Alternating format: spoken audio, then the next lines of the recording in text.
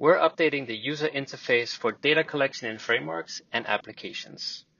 That means that next time you log in, it might look a little bit different than what you're used to.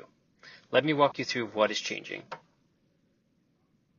The main difference you'll see when you report on data in a framework is that on the left-hand side here, we have consolidated both the topics and the subtopics in one overview.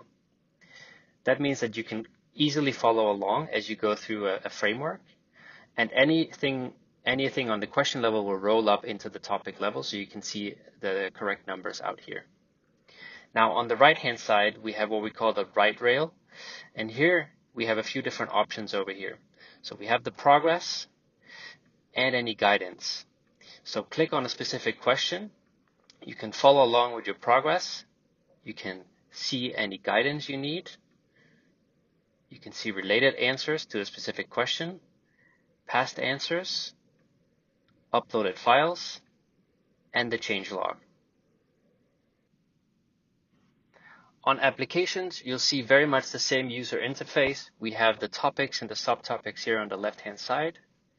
We have the write rail as you saw before, with slightly different icons. So here you have a trophy when you can see the progress of the application and the points.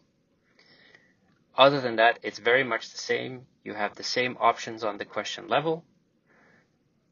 And up here, the main change that has happened is that application you'll see first. Then you can click into the overview of the actual application.